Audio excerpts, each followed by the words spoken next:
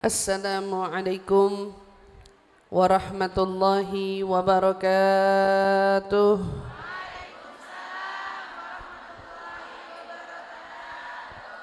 Alhamdulillahi rabbil alamin. Wabihi nasta'inu ala umuri dunya waddin. Wassalatu wassalamu ala ashrafil anbiya wal mursalin sayyidina wa habibina wa syafi'ina wa qurrati a'yunina Muhammadin sallallahu alaihi wa ala alihi wa sahbihi wa sallam. Subhanaka la ilma lana illa ma 'allamtana innaka antal alimul hakim. Rabbi zidna ilma warzuqna fahma, amin amin ya rabbal alamin. Allahumma inna nas'aluka ilman ladunni wal mashraba safiyal hani ya wahhab ya ghani. Allahumma inna nas'aluka ilman ladunni wal mashraba safiyal hani ya wahhab ya ghani. Allahumma inna nas'aluka ilman ladunni wal mashraba safiyal hani ya wahhab ya ghani. Alhamdulillah, thumma alhamdulillah. Limpahan syukur bersama-sama mari kita panjatkan kehadirat Allah Subhanahu wa taala yang mengumpulkan kita bersama-sama pada siang hari menjelang sore di tempat yang penuh berkah ini. Mudah-mudahan ibu-ibu semua yang hadir baik yang di dalam maupun yang di luar, semua hajat-hajatnya dikabulkan Allah Subhanahu wa taala. Yang sakit-sakit diangkat sakit-sakitnya, diberikan kesembuhan dalam keafiatan. Insyaallah mudah-mudahan yang kurang banyak rezekinya makin banyak lagi. Yang mudah-mudahan insyaallah Allah gugurkan juga dosa-dosa kita, mengampuni kesalahan-kesalahan kita, menuntun jalan hidup kita dan mewafatkan kita husnul khatimah. Amin amin ya rabbal alamin. Alhamdulillah, telah berlalu dari kita bulan yang begitu mulia, bulan Rajab, yang mana Nabi SAW telah sabdakan kepada kita bahwa Rajab itu identik dikenal dengan bulannya Allah. Yang mudah-mudahan berlalunya Rajab telah memperbaiki hubungan kita dengan Allah dengan sebaik-baiknya. Kalau kemarin mungkin ada kekurangan-kekurangan kita, tetapi dengan berlalunya bulan Rajab, selama Rajab tiba kita memperbaiki sikap kita dan perilaku kita. Mudah-mudahan beranjak dari keluarnya kita kemarin dari bulan Rajab, semuanya telah dirubah keadaannya oleh Allah Subhanahu wa taala. Maka apa yang berlalu kemarin mudah-mudahan tidak berlalu dengan kesia-siaan, tetapi kita juga alhamdulillah hari ini diberikan kesempatan oleh Allah merasakan bulan mulia selanjutnya, di mana kita bersama sedang merasakan bulan Sya'ban. Kata ulama, Sya'ban itu artinya cabang. Dari saking banyaknya cabang-cabang kebaikan yang Allah berikan di bulan Sya'ban ini, maka bulan Sya'ban ini dijuluki dengan bulan Sya'ban. Banyak cabang-cabang kebaikan. Kita berharap kita bisa menjadi orang yang tahu di mana saja cabang-cabang kebaikan yang Allah berikan di bulan Sya'ban ini. Yang kita ingin bulan Sya'ban yang datang sekarang menghadap kepada kita tidak menjadi bulan Sya'ban yang berlalu begitu saja. Kalau Nabi katakan bulan Rajab bulannya Allah, maka dikatakan bulan Sya'ban bulannya Rasulullah. Bulan Sya'ban bulannya Rasulullah.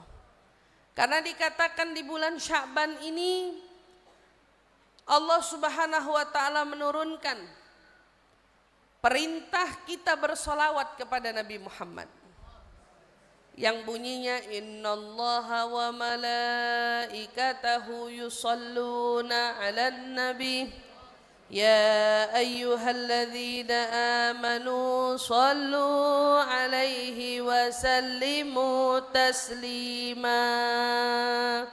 Allahumma salli wa sallim wa barik 'alaihi wa 'ala alihi. Di bulan Sya'ban ini turun firman Allah yang mana Allah mengawali perintahnya dengan innallaha. Sesungguhnya Allah beserta para malaikat bersalawat kepada Nabi Muhammad sallallahu alaihi wasallam. Maka ayat ini menandakan kepada kita, Bu, amalan yang paling utama itu sholawat. Sampai ulama bilang gini, kalau kita mengerjakan sholat wajib, kita diperlukan berwudu, kita diperlukan menghadap kiblat, kita diperlukan bersih dari hadas. Tapi kalau untuk sholawat kepada Nabi Muhammad, keadaan kita dimanapun, dalam kondisi apapun, baik suci ataupun berhadas, kita semua tetap, katanya tetap diterima bacaan sholawatnya. Maka kata ulama, amalan yang paling baik, terutama dalam urusan duniawi ataupun urusan ukhrawi, itu semua terkandung pada sholawat kepada Nabi. Siapa yang ingin urusan hidupnya di dunia diberikan kemudahan serta kelancaran, begitu juga ingin urusan akhiratnya diberikan kemudahan serta kelancaran, maka hendaknya perbanyak membaca sholawat. Saya dibilang gitu, perbanyak membaca sholawat. Karena dari saking tingginya kedudukan ini, maka ulama bilang amalan itu antara diterima dan antara ditolak. Ibu sholat antara diterima, antara ditolak. Ibu sedekah antara diterima, antara ditolak. Ibu berbuat kebaikan apapun, Bu, itu antara diterima, antara ditolak. Kecuali sholawat sama Nabi Muhammad. Ibu mau baca, contoh nih, mau baca sengaja-ngajak biar dilihat, nih saya yang paling banyak sholawatnya, berarti ini orang pamrih apa kagak? Mau baca sholawat karena pamrih, diterima apa kagak? Diterima. Tapi kalau ibu baca zikir dengan pamrih, diterima apa kagak? Gak diterima, Bu. Tapi sholawat sama Nabi Muhammad dalam kondisi apapun ibu diterima. Sholawat kepada Nabi Muhammad, ibu mau dalam keadaan sudah menjadi orang baik ataupun menjadi orang buruk sekalipun, justru berapa banyak orang-orang yang keadaannya buruk diselamatkan Allah lantaran sholawatnya kepada Nabi Muhammad. Seperti contoh yang banyak mungkin dikutip oleh para ulama. Ada sebuah kisah, Bu, seorang anak yang sedang bepergian dengan sang ayah. Subhanallah, tiba-tiba di tengah perjalanan sang ayah jatuh sakit, yang mana kian hari keadaannya kian memburuk, sampai tibalah ajalnya. Begitu tiba ajalnya, betapa terkejutnya sang anak. Si ayah yang tadinya dilihat rupa wujudnya manusia, tetapi tak lama dari dia wafat, kepalanya berubah menjadi kuda.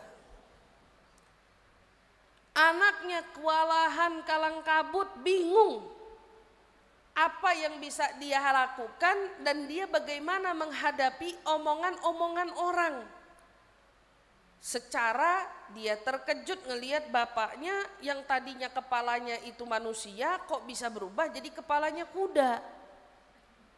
Anak ini nangis sejadi-jadinya, kebingungan luar biasa, nggak tahu dia mau bilang apa, nggak tahu dia mau berbuat apa. Sampai dari ayahnya meninggal, anaknya nggak berani keluar dari tenda buat lapor ke orang-orang setempat, karena dia pikirin, ini kalau orang datang ngelihat kepala bapaknya itu wujudnya kuda, apa kata mereka gitu. Sementara anak ini gak bisa nafiin, Bu, kalau ternyata waktu hidup bapaknya ini memang banyak dosa. Bapaknya ini banyak salah jalannya. Bapaknya ini bukan orang yang lurus-lurus banget gitu jalannya. Anaknya tahu kesalahan bapaknya, makanya dia nggak tahu mesti berbuat apa. Dia istighfar, dia munajat, dia doa di tengah kesempitan. Ini ya Bu ya. Di tengah kesempitan dia mendapati masalah dalam hidupnya, anaknya diingetin baca sholawat. Ingat, katanya ulama kan kalau lagi dalam keadaan sulit ingat sama Nabi. Kalau kita lagi dalam keadaan sempit ingat sama Nabi. Kalau kita lagi dalam keadaan yang betul-betul terhimpit ingat sama Nabi. Maka anak ini di depan jenazah ayahnya sambil menangis seolah tidak lagi menemukan cara dan jalan entah mau berbuat apa, anak ini baca sholawat aja sama Nabi Muhammad SAW. Diulang-ulang, dia terus saja sholawat sampai ja'ahun nu'as, ngantuk tuh anak.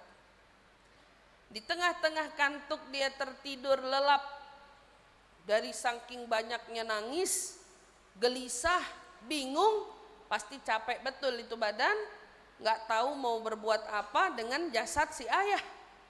Di tengah tidurnya tiba-tiba dia bermimpi ada sosok seorang laki-laki yang begitu indah parasnya, begitu bercahaya wajahnya, tampan rupanya. Dia datang masuk ke dalam tenda yang di situ ada dia dan ayahnya.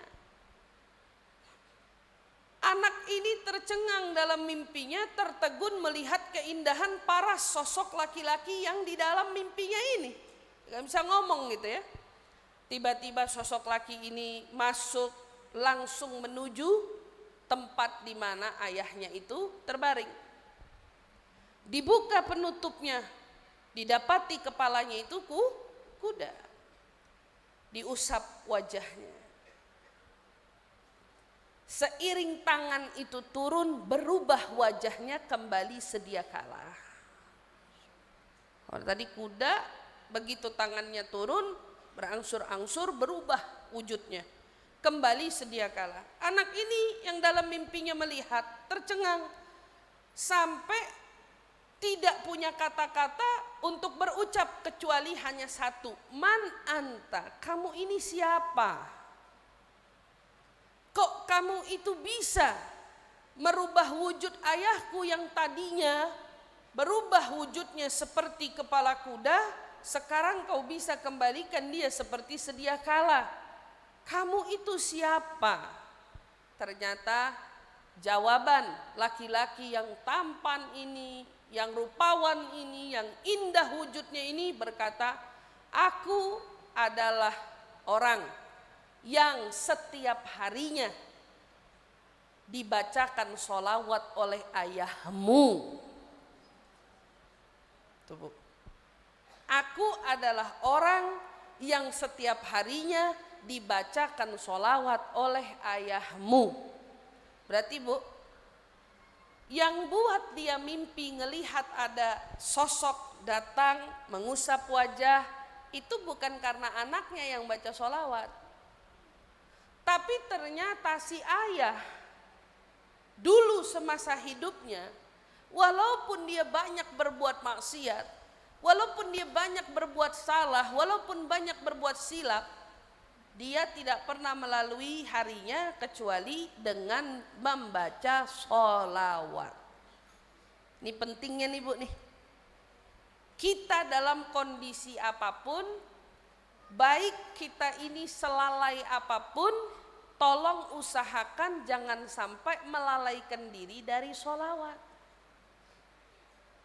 Kita mau sesibuk apapun ya, dalam urusan pekerjaan kita, urusan rumah tangga kita, urusan mengurus anak-anak kita, atau mungkin urusan kehidupan kita, apapun itu, usahakan jangan ada hari yang berlalu kecuali di hari itu kita baca sholawat kepada Nabi besar Muhammad sallallahu alaihi wa ala alihi wasallam.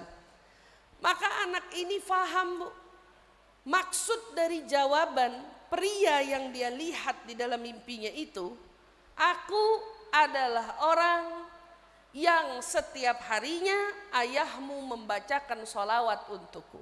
Maka orang itu siapa?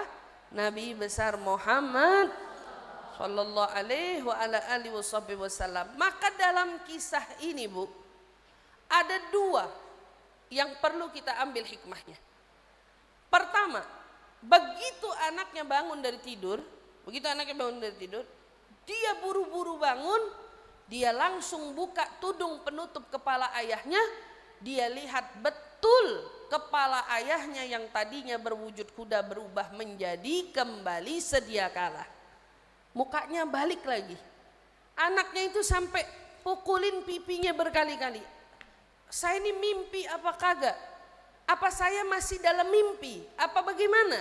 Karena kan dia ngelihatnya mimpi tadi kan? Saya masih dalam mimpi. Begitu dia pukul-pukul dia sadar, oh saya udah gak mimpi lagi. Berarti yang saya lihat, apa yang terjadi di dalam mimpi betul-betul terjadi kepada ayahku. Gara-gara hidupnya membaca sholawat, Allah selamatkan keadaannya dari apa? Dari kehinaan di dunia. Kalau kita bayangin seumpamanya ada orang yang tahu tuh, wujud kepalanya berubah menjadi kuda, apa jadinya? Itu bisa diomongin berapa lama? Bisa jadi sejarah sepanjang apa itu? Bakalan geger kemana-mana, apalagi zaman kita sekarang. Bentaran aja bisa viral ya Bu ya. Bayangin aja. Tapi apa yang terjadi? Rasulullah menyampaikan pesan di dalam mimpinya itu, aku adalah sosok orang yang setiap harinya dibacakan sholawat oleh ayahmu. Berarti ketahuan bapaknya punya amalan hidup yaitu berupa baca sholat. Maka Allah subhanahu wa ta'ala menjaga dia berkat sholawatnya dari kehinaan di wafatnya. Kehinaan di wafatnya. Orang nggak sempat ngelihat jeleknya, semua udah kembali ditutup, dibersihkan oleh Nabi besar Muhammad sallallahu alaihi wasallam berkat sholawat yang dibaca.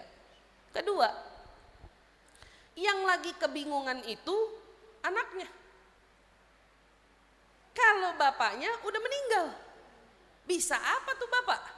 Gak bisa apa-apa. Bisa menjerit, minta tolong? Gak bisa. Bisa berupaya melakukan sesuatu? Gak bisa. Tapi justru di sini adalah kebingungan, kesulitan yang dihadapi oleh sang anak. Anaknya yang lagi kebingungan, anaknya yang lagi kesulitan. Saya mau tanya, kita hidup sering gak tiba-tiba ngalamin kesulitan?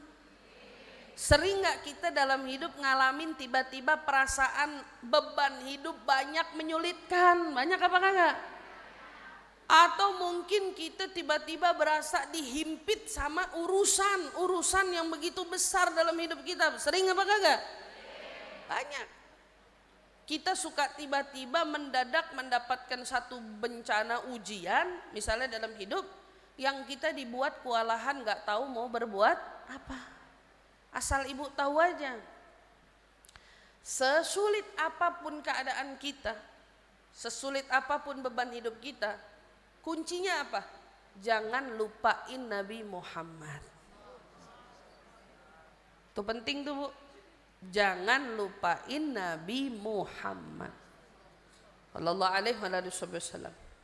Anak ini gak lupa sama Nabi. Dia kebingungan, dia lagi kewalahan, mikirin gimana ngadepin orang, gimana ngadepin manusia, sementara bapaknya sedang dalam keadaan gak baik-baik aja. Maka dia pun tawasul sama Nabi berkat sholawatnya, yang kemudian memicu datangnya Nabi dalam mimpi, mengeluarkan dia juga dari masalah yang dia hadapi. Berarti di sini sholawatnya yang dibaca nyelamatin dirinya. Dia yang malu kagak jadi malu. Dia yang bingung nggak jadi bingung. Karena apa? Jalan keluarnya dikasih sama Allah Subhanahu wa taala berkat wasilat Nabi besar Muhammad sallallahu alaihi wasallam. Begitu kita juga dalam hidup. Mau kita ini sejauh apapun sama urusan agama, Bu, jangan sampai jauh sama urusan sholawat. Tuh ingat tuh, Bu, kita nih manusia yang hidup di akhir zaman. Kita nih tahu deh bahwa amal ibadah kita itu minimalis. Tahu minimalis? Tahu kan? Dikit. Udah dikit ramping. Menang gaya doang. Tahu orang sekarang itu ibadahnya mirip sama rumahnya. Rumahnya orang sekarang kan minimalis semua rata-rata. Iya, rumahnya pada minimalis, ramping-ramping, kecil-kecil, apa-apa semua dibikin simple, gitu ya. Itu nandain betul tuh. Makin simple hidupnya, biasanya simple ibadahnya. Kan gitu, orang biasanya gitu. Makin simple hidupnya, makin simple ibadahnya. Padahal yang benar itu simpelin hidup benar, tapi jangan simpelin ibadah. Karena kalau kita nyimpelin ibadah, berarti kita semakin menyedikitkan diri dari ibadah. Tapi ini akhir zaman. Makanya juga di balik hikmah Isra wal Mi'raj Nabi besar Muhammad sallallahu alaihi wasallam, kalau kita lihat apa yang ada di zaman Nabi sampai di zaman kita hari ini, Bu. Di zaman Nabi dulu orang gak ada yang malas diajakin taat. Siapa yang malas? Kalau kita dengar kisah Sayyidina Abu Bakar As-Siddiq aja nih. Dulu katanya Sayyidina Abu Bakar As-Siddiq kalau keluar rumah naruh batu di mulutnya. Ditanya sama orang, kenapa kamu kalau keluar rumah naruh batu? Jawabannya, biar nggak banyak ngomong. Itu zaman siapa? Sayyidina Abu Bakar. Mau sukarela naruh batu di mulut katanya biar sedikit ngomong. Karena orang yang paling sedikit ngomong paling sedikit salahnya. Ini zamannya sahabat, zamannya Nabi, diajakin ibadah nggak ada yang protes, nggak ada, Bu. Tapi apa yang terjadi pada saat Islam pertama kali turun datang, segitu rajin-rajinnya para sahabat sampai nyawa itu nggak menjadi pikiran, mau hari ini pun mereka kembali ke hariban Allah, mereka siap. Kan itu sahabat kan. Kalau perang Nabi panggil, ayo hari ini jihad, nggak mikir. Ayo hari ini jihad, semua siap. Nggak ada yang mereka satupun kita temukan mikirin dunia, nggak ada. Di masa itu perintah sholat turun, pertama Allah hadirkan 50 berubah menjadi 5.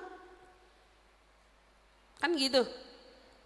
Kita nih umat Nabi Muhammad kayaknya harus banyak berterima kasih. Pertama salah satunya sama Nabi Musa. Tahu nggak? Itu kan berkat Nabi Musa.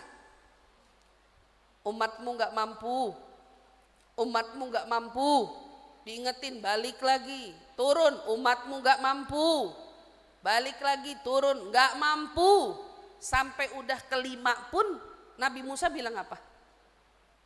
Minta keringanan lagi, umatmu gak mampu. Nabi bilang, saya udah gak punya muka. Tuh bayangin. Tapi kita mau ukur nih, 5 waktu di zaman itu kelihatannya ringan, Bu. Cuman 5, tapi ternyata setelah kita pikir-pikir, 5 waktu bukan untuk zaman itu. 5 waktu untuk zaman sekarang. Ternyata yang dikatakan oleh Nabi Musa, umatmu la tutigu dzalik, umatmu gak bakal sanggup. Di zaman sekarang kejawab. 5 waktu yang dengan istilah 5, tapi realisasinya itu banyak yang kewalahan. Maka apa yang dikatakan oleh Nabi Musa waktu itu benar adanya. 5 doang kan, kalau kita bilang bayangin dari 50 dipotong 9 kali. Jadi Nabi naik turun menghadap Allah itu minta keringanan sampai sebanyak 9 kali. Untuk urusan apa? Sholat. Buat perkara urusan sholat loh. Di balik itu, pertanyaan saya, di balik itu 5 waktu ini hari gini minimalis apa kagak? Minimalis apa kagak? Tapi berapa banyak perkara 5 aja orang masih mau minimalisin lagi. Ini 5 nih, tapi mau diminimalisin lagi sama orang hari ini. Begitu menghadapi fajar, waktu subuh, itu kan begelutnya luar biasa. Itu di zamannya Sayyidina Abu Bakar, Sayyidina Umar, Sayyidina Utsman, Sayyidina Ali. Gitu. Bukannya nggak ada orang yang berat bangun sholat subuh, ada bu, ada. Bukannya nggak ada. Tapi ibaratnya dari 100 yang berat 2. Masjid Nabi masih penuh juga. Coba kita ukur hari ini. Manusianya berapa banyak? Menuhin 1 soft sholat subuh aja susahnya setengah mati. Susahnya setengah mati. Masjid nih, tanya, kalau subuh berapa baris? Tanya aja. Saya kan nggak ngimamin, saya nggak tahu. Tapi kita baca realitanya. Sholat subuh yang rumahnya dekat di masjid, ibu boleh tanya. Kalau subuh softnya berapa baris? Kata Marbot kadang-kadang suka ngomong, paling kadang-kadang juga pernah diadepin cuman saya sama imam doang. Tanya tuh sama penjaga masjid, pernah ngadepin cuman dia sama imam doang, makmumnya mana? Gak tahu makmumnya kemana. Bayangin, kita hidup di zaman sekarang nih, mau memetik hikmah dari ajaran yang dibawa oleh Nabi Muhammad SAW. Kita mau ingetin, hidup dibikin simple, betul. Hidup masalah dibikin minimalis, betul. Tapi ketaatan jangan sampai ikut minimalis. Taatan jangan sampai ikut minimalis. Ketaatan harus tetap menjadi target utama kita sebagai hamba. Makanya ulama ngasih tahu, kalau ibadah-ibadah lain sudah menjadi ibadah yang tidak begitu digandrungi, jangan sampai kita kejangkit lagi masalah yang hari ini orang-orang sedang dicekoki. Apa tuh bu? Enggak suka sholawat. Tuh, enggak suka sholat. Saya mah ingetin, kita kajian seneng, belajar seneng, nuntut ilmu jangan sampai seneng ilmu lupa sama yang bawain ilmu. Seneng belajar, seneng nuntut ilmu, nggak tahu terima kasih sama yang ngajarin ilmu. Siapa tuh? Guru utama kita semua, junjungan Nabi besar Muhammad sallallahu alaihi wasallam. Itu jangan sampai lupa. Hari ini banyak Orang mau bikin kajian minimalis. Saya bilangin, kajian apa Bu? Minimalis. Datang, ngaji, pulang. Banyak Bu. Saya mah bilangin, datang, ngaji, pulang. Minimalis apa kagak? Minimalis. Tapi kalau kita tetap mau pertahanin nih, jangan sampai datang ngaji, pulang. Enggak, datang, sholawat, belajar, baru pulang. Datang, sholawat, baca dulu apa yang perlu dibaca, sebagaimana yang sudah diajarkan oleh para guru-guru kita, para alim ulama. Ngingetin nama kita, sholawat. Amalan yang paling nguntungin kita di era minimalis hari ini sholawat. Karena pahala yang gak main-main yang Allah berikan kepada umatnya Nabi Muhammad, gak ada yang pahalanya sebanyak sholawat. Man shalla alaiya salatan sallallahu biha asyrah. 1 langsung dibayar kontan 10. 10 dibayar kontan 100. 100 dibayar kontan 1000. 1000 dibayarnya apa?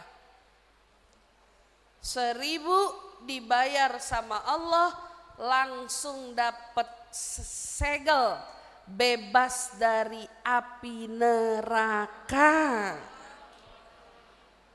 Wa man shalla alayya alf, kata Nabi dalam sebuah riwayat, siapa yang bersalawat kepadaku 1000, haramallahu, Allah haramin rambutnya, kulitnya dari api neraka.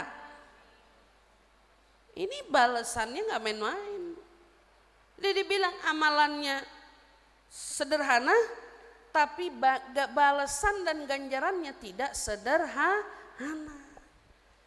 Oleh karena itu ibu yang dirahmati Allah, di zaman kita yang semuanya mau dibikin simple, saya setuju. Hidup harus dibikin simple. Masalah-masalah harus dibikin simple. Semuanya yang kita hadapi dalam hidup buat semuanya simple, tapi tidak untuk ibadah. Tidak untuk ibadah, tidak untuk taat, karena Allah Subhanahu wa taala selalu mengingatkan kepada kita, wadzakirinallaha katsiran wadzakirat. Wadzakirinallaha katsiran. Orang yang mengingat Allah yang banyak, itu disebut sama Allah. Dari kalangan laki maupun perempuan. Berarti kan kalau mengingat Allah suruh yang banyak. Kalau ibadah suruh yang banyak. Kalau taat suruh yang banyak.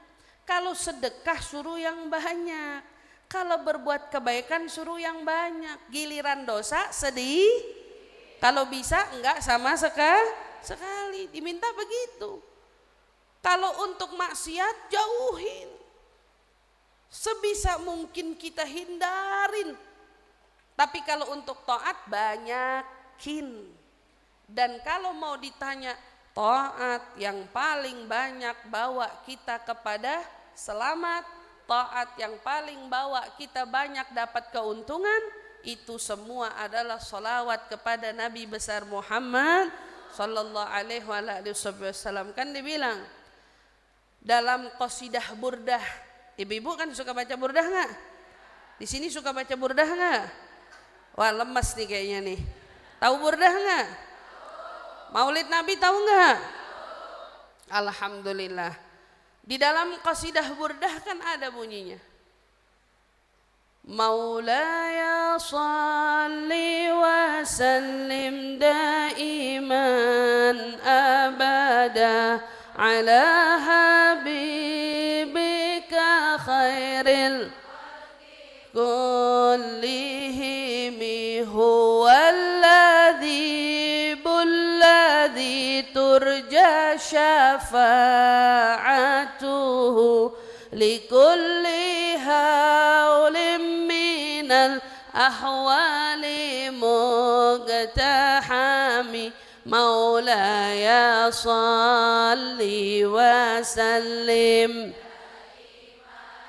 أبدا على حبيبك خير الخلق كل هو الحبيب الذي. Siapa tuh Nabi kita? Dia adalah kekasih kita semua. Alladzi turja syafa'atuhu. Dia adalah kekasih yang paling diharap pertolongannya. Likulli haulin minal ahwal. Kapan pertolongan Nabi kita butuhin? Di setiap keadaan. Keadaan yang paling menyulitkan dalam hidup kita, tidak ada yang paling dibutuhkan melebihi Nabi besar Muhammad sallallahu alaihi wasallam, apalagi di akhirat. Kalau urusan di dunia aja kita tahu betul kalau kita butuh Nabi Muhammad, apalagi urusan di akhirat. Maka sekarang wabil khusus di bulan Sya'ban yang penuh dengan barakah ini, kita banyakin sholawat sama Nabi Muhammad sallallahu alaihi wasallam, mengikuti perintah Allah. Mana dalilnya? Bulan Sya'ban suruh banyak sholawat. Allah yang turunin perintahnya. Banyakin baca sholawat. Tidak ada sholawat itu diajarin sama Nabi. Kalau nggak nemu larangannya, jangan larang-larang orang. Ini jawaban sederhananya ya. Kalau kagak nemu larangannya, jangan larang-larang orang. Kita nggak nemu larangannya, tapi nemu perintahnya. Perintahnya disuruh sholawat. Tidak ada perintah spesifik. Sholawatnya cuman boleh yang dibaca Nabi Muhammad. Ada nggak perintahnya begitu? Nggak ada. Jadi selama bulan Sya'ban ini, ibu mau baca sholawat apa aja. Mau baca maulid, mau baca burdah, mau baca sholawat-sholawat yang kita tahu pada umumnya. Mau itu sholawat nariyah, mau itu sholawat tibbil gulub, mau itu sholawat bushra, mau sholawat apa aja silahkan. Ustazah saya kagak mau baca sholawat bushra, gak mau baca sholawat nariyah, gak mau baca ini. Di zaman Nabi gak ada. Sok mau baca yang di zaman Nabi. Apa yang ada di zaman Nabi? Sholawat Ibrahimiyah, baca. Baca. Kagak ada sholawat lain selain yang dibaca sama Nabi. Allahumma sholli ala Muhammad wa ala ali Muhammad. Silahkan. Kamu yang baca itu juga gak dilarang. Tapi kalau gak nemu ada hadis Nabi melarang, jangan larang yang baca sholawat busyra. Jangan larang yang baca sholawat nariyah. Jangan larang orang yang baca sholawat tibbil gulub. Jangan larang orang yang baca maulid Nabi. Jangan larang orang yang baca burdah al-madi.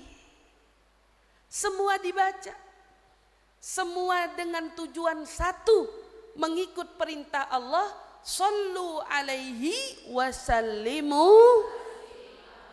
Itu perintahnya. Ya ayyuhalladzina amanu sallu alaihi wasallimu taslima. Itu perintahnya. Hai kalian orang-orang yang beriman, bersalawatlah engkau senantiasa kepada Nabi. Itu kan perintahnya. Dan ucapkan salam untuknya selama-lamanya. Maka perbanyak baca salawat. Yang bisa sehari 100 alhamdulillah. Yang bisa sehari 300 alhamdulillah. Yang bisa sehari 100 alhamdulillah. Yang bisa lebih-lebih alhamdulillah. Insya Allah jangan sampai ada di hari-hari Sya'ban kita yang berlalu, melainkan kita selalu menghiasi Sya'ban kita dengan salawat kepada Nabi Muhammad sallallahu alaihi wasallam. Kita hidupkan apa yang dihidupkan oleh para ulama kita hidupkan apa yang diperintahkan Allah Subhanahu wa taala dan Rasulnya, yang mudah-mudahan insyaallah Allah minimaliskan masalah hidup kita, beban hidup kita. Tapi ya Allah perbanyak rezeki kita. Allah perbanyak ketaatan kita. Allah perbanyak insya Allah salawat kita, amal ibadah kita yang semakin mendekatkan kita kepada junjungan Nabi besar Muhammad sallallahu alaihi wasallam. Kita mau ya Allah, jika mana selama hidup kau kenalkan kita dengan Nabi Muhammad sallallahu alaihi wasallam, maka jadikan Nabi Muhammad yang menolong di akhir hayat kami semua ya Allah. Nabi Muhammad yang menemani kami di akhir detik-detik wafatnya kami ya Allah. Nabi Muhammad yang membersamai kami di saat sakratul mautnya kami ya Allah. Di saat Nabi Muhammad sallallahu alaihi wasallam dapat kami pandang wajahnya, maka ringankan siksa-siksa saat kami dicabut nyawanya ya Allah. Allahumma ya Allah, bila mana salawat kami diterima, maka jadikan Nabi Muhammad penolong kami di akhirat. Jadikan Nabi Muhammad yang menarik tangan kami di akhirat. Jadikan Nabi Muhammad yang menyelamatkan kami di akhirat.